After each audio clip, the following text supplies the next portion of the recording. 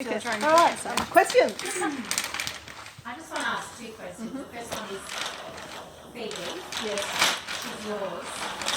Does it hurt when people tell you when they're reading it that they think she's blah blah, and in your eyes she's not? She's your creation. Do we as readers sometimes get the person wrong, get the character wrong, and does it hurt? I find it fascinating. It's always what somebody says is more reflection about what they think than what is actually the thing, and it often leads to things that you've never thought about before. I think, well, I've never thought of it like that before. I think it depends on the situation. I mean, feel free to dislike her intensely. I mean, I won't mind. It's interesting more than anything.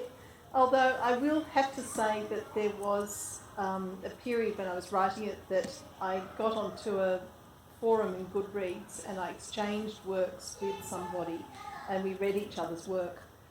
And I read his work, and writers are horrible to each other. I will have to say that's the biggest mistake I made is I got that pen out and I went for blood. Anyway, what did he do in reply?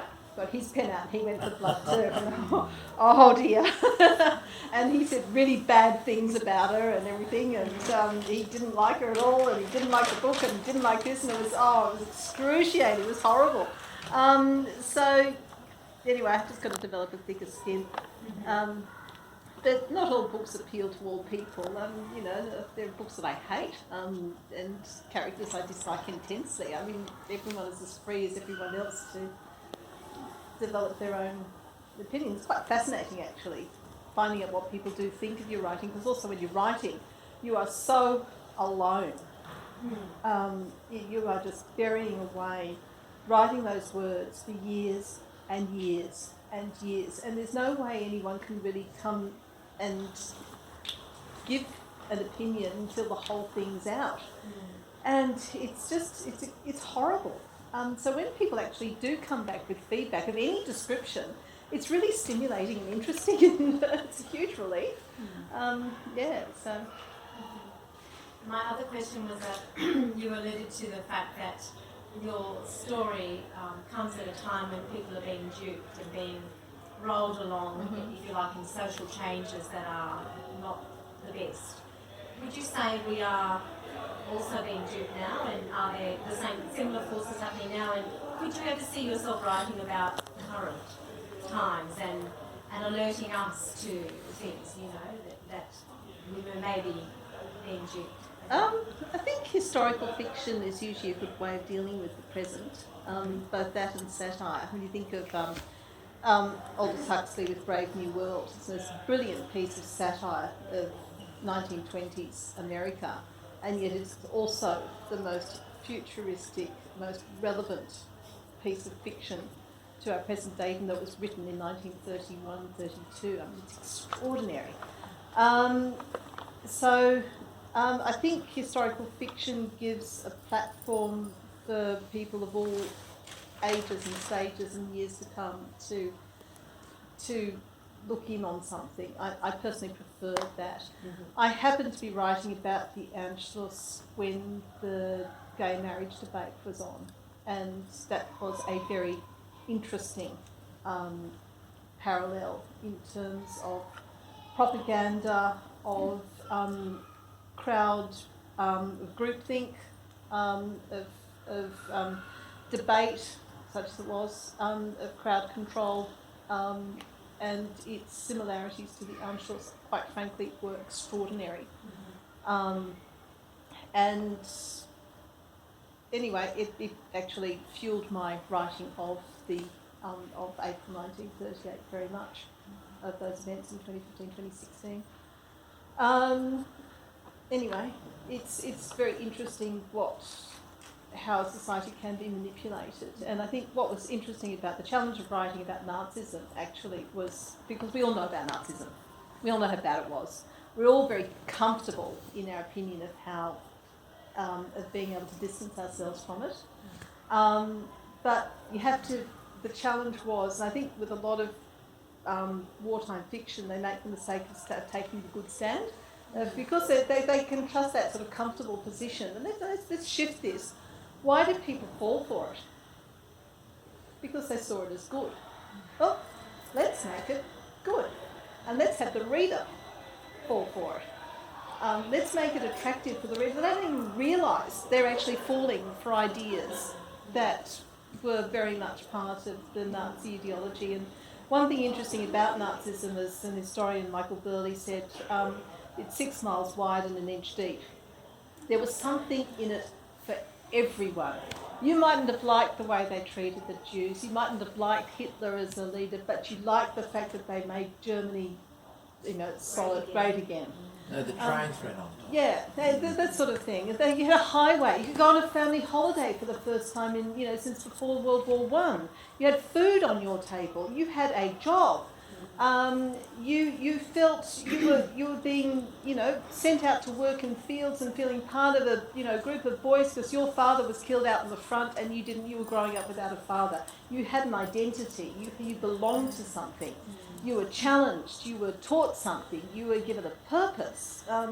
If the reader can get into that sort of mindset and see it, how you think from inside out, or when you're coming from outside, like Phoebe is. Hitler's mentioned very early on in the book, but it's it's Dad going on about this, or it's who cares. And this was the other thing with Hitler: who cares? What an idiot! The corporal, as so many of the German aristocracy have called him. And how could this possibly be? How could this happen? How could this, and anyway, so this recreating that was interesting. Thank you. Any more? Annette, you say the loneliness of the writer, but there's also the loneliness of the reader. Okay, and I mean that's what reading is. We're lonely as we're reading it. Okay, and in fact that's why we get attracted to it too, because it takes us to another world. Yeah. Okay, but Annette, I'm not a fiction reader really. I have read fiction, but I really loved A Distant Prospect. I thought it was beautiful. But the thing that really got me about it was the voice in the book. And I just don't know, how do you get the voice, together and make it sensible and not over the top or underneath, or that it's consistent right throughout the book. Yeah. How do you do that? I think that's an extremely difficult thing to do. I think music's got a lot to do with it. I play a lot of music. I play a lot of music. I don't listen to it, I play it. So that tuning in to phrases and shapes and sounds and harmonies that's come from musical training, I think makes you very, very sensitive to voice. So when you translate that to the spoken word, you have a sense of those cadences and ways of speaking that pertain to a particular character. I think honestly that has a lot to do with it. It's through the back door. So the other thing is an imagination where you do start to live the character. I have to say that it took a good 6 years to develop that particular voice of Phoebe, and to have it a voice that I was happy with. And it's, I look at some of the early drafts of it, and I wasn't happy with the way in which it was coming across, mainly because it wasn't vulnerable enough, and it didn't have enough foibles and quirks in it. It was too controlled. It was too it was too proud, too on top of things, and it took a lot of working through actually to get that voice right. And I don't know how you. It just happens. But this particular one did take a lot of getting to know, a lot of living in that particular mind, in order to create it. It is very much like an actor getting into a character. You become that. Yeah. but developing those ways of thinking and speaking. Yeah, it just happens. It just starts. But you hear that voice in your mind, and you start writing as that voice. It's just how it happens. It's just like you hear a piece of music in your head and you write it down. It's the same sort of thing. So in an ideal world, if you had your 12 hours a day to write, everything was outsourced, do you think you could produce quicker, or do you still need that time to develop the character? You need time. So another 6 years you have to wait. No, I've got the whole thing mapped out now. Like I've got the 3 books there. All right. You know, they are there. It's just a question of, it's actually more the time now is research. It's all the fine tuning, the fine details, the intricacies that have to be, but that just takes time. There is a time, sometimes you just have to leave characters alone, you have to leave the writing alone in order for the ideas just to come. And there were times where I would leave that book for months, and I couldn't write anymore. I couldn't think of the thing. I couldn't work it out. And the more I tried, the worse it got. And you just had to leave it alone and go and read something, go do stuff, go whatever. And then somehow the idea comes back and right, okay. Now we get back into it and work through again. So. Have we time for 2 questions? I'm interested to know, you're saying that description was like something really difficult and painful for you. Yeah. What part of writing is your ease and your pleasure? Dialogue. And that's actually where I've got to watch things as well, because you can get dialogue heavy. Dialogue, you can just indulge in dialogue so easy and it flows off. And then you've got to look at what is the purpose of this conversation? What am I really trying to get out of it here? And you've got to chop a lot out. But I'm very lucky, I can type very fast, and I will type at the speed I'm hearing the conversation going in my head. And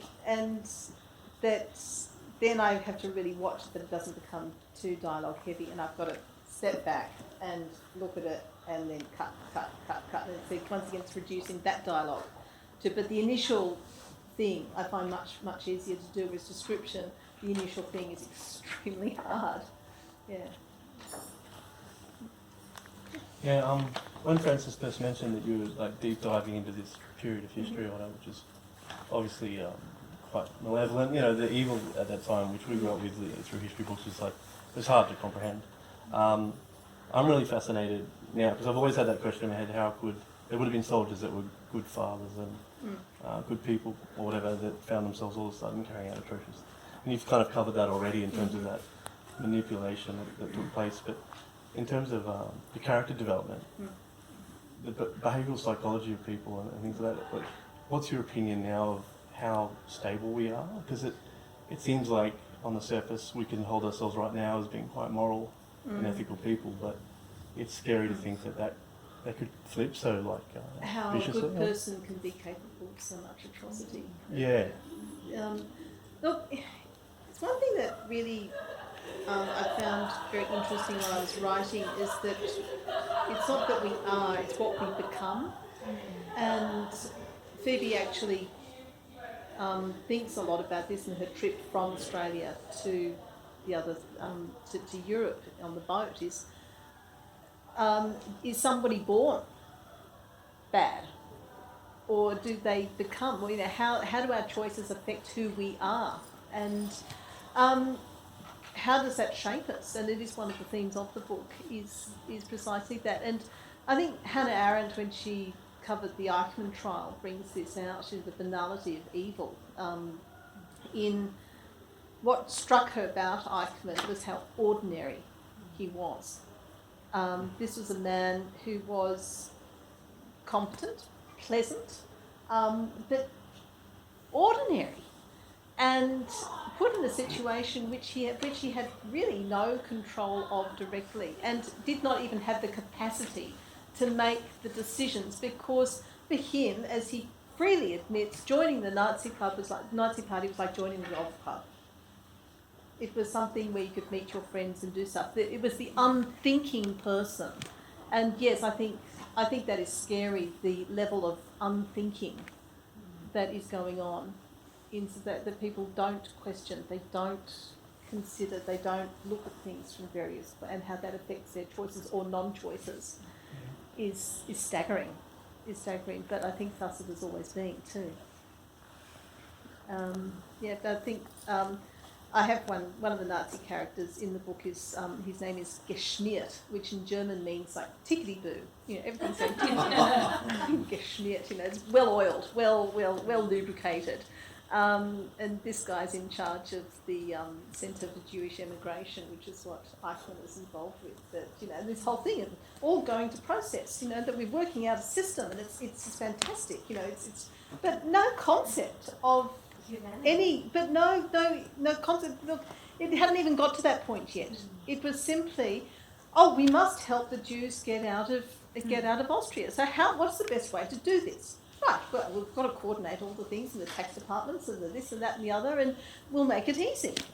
And the Jews were doing exactly the same thing. We'll go along with this and make it easy for everybody because immigration's a pain in the backside. And not even thinking about anything to do with the final solution. That's not until 1941-42. I'm just wondering, as a mother and a storyteller, did you ever read to your children, or do you have a story that you made up that you evolved over time with the boys? No, we read lots of books. But you never make up? Didn't have a make-up story. I actually told that story. That was Max's bedtime story for quite a while. And Ben would listen in on. They all know it through the lie-down time of telling the story. But I was sort of telling a distilled version. It wasn't, sort of in this major indulgent storyteller way. But I did. Yeah, I have. I guess. Yeah. Yeah, any thoughts on having it performed on stage or be made into a film? Yes, film. Oh yes, mini-series, that would be good. If Julian Fellows can do something about, both, And that to write you have to read. Yeah. What was the proportion of reading as to writing? Like in percentage terms? I always wish I could read more.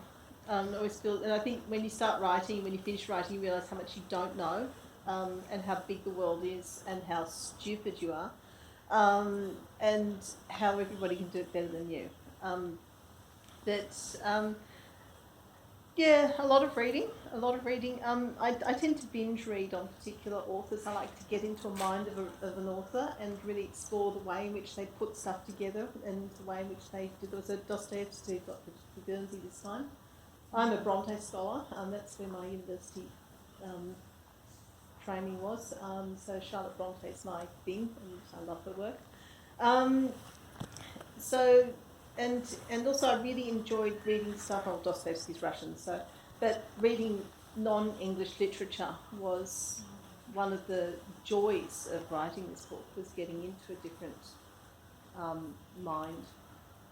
So Stefan Zweig got a real look in this time, and fabulous writer. So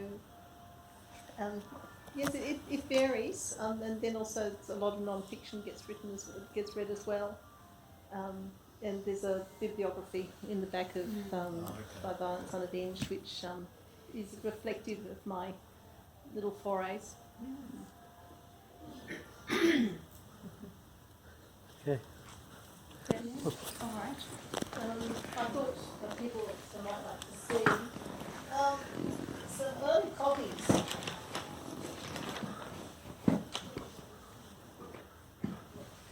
It didn't start like the book that you've got. That was the original version of By Violence Unavenged, produced in January 2018. When the manuscript was in tatters and I was in tatters, and it wasn't even finished, and we started producing books to see how the thing would work out on paper, because there are things, margins, font size, layout, table of contents, back blurb, cover design, all that sort of stuff. So it went from that. Then there was the size of the book that had to be worked out. Mind you, meanwhile I was culling like about 25,000 words out of the whole thing. and we've got this little picture of Hitler on the back there, and that was a token gesture. That wasn't going to work. The yellow was vile. There was a reason for choosing the yellow earlier on, and then we got into the superimposing. That's what you see over with the book there, but again with this horrible yellow, and then trying to find a font which made By Violence Unavenged, which is a rather unusual title, particularly that word unavenged, easy to read, as well as well spaced, and large enough on the book without going over it was one of the hardest things to do, and getting a font that actually reflected the mood of the time as well. We're just combing fonts to try and find the right one, and then to get one also that would fit well on the spine, so it was easy to read there, as well as get my name on it. And then this size, which is the nice sort of penguin, sort of more standard paperback size, was too expensive to produce. Especially for big books, we had to go for the larger size, but that had constraints on the spine size as well. So trying to work that all out was a job in itself. And then the cover design, just for you to know the superimposition of this particular figure here with the Hitler entering Vienna. The face comes from a painting by Gustav Klimt, who's famous for the kiss, and synonymous with Vienna. And in 1907-08, about that time, he did a series of huge friezes for the University of Vienna with the different faculties, one of which was the Faculty of Law, and this comes from a painting of justice. The paintings were never hung at the university because it was a court case, because the university objected to the flowing female forms and sort of voluptuousness and so forth. So there was a court case over it. Klimt won the court case with the help of the Lederer family, who financed it. It's a very prominent Jewish family. And in gratitude, he gave them his paintings, and they kept justice as part of their collection until it was confiscated by the Nazis in 1938, when the Lederers had to leave Vienna and they went to live in Switzerland. In 1944, the painting was destroyed by the Nazis, where it was held in a castle in the north of Austria. It was destroyed by the Nazis as the Russians advanced, and all that remains of it is a photograph. And so having that particular painting there, and that glaring, scowling face, is homage to that Vienna that was destroyed by that. So. Fantastic. Yeah. So I want to say thank you very much both to you, Annette, and to you, Catherine, for coming in and discussing the book with us. It was fascinating to hear. I mean, especially, that just blew my mind a little bit just then. So, yeah. Thank everybody for coming in. It was an absolute pleasure having you here. We do have the till still open, so if you do have any purchases you want to make, let us know. We'll get that through for you. And then you're okay to keep signing if there's any signatures still to have? Yep. Brilliant. If you have any questions in the meantime, by all means, come see us. But otherwise, thank you very much, and most importantly, thank you, Annette. Thank you very much, everyone. Have a great night. Okay.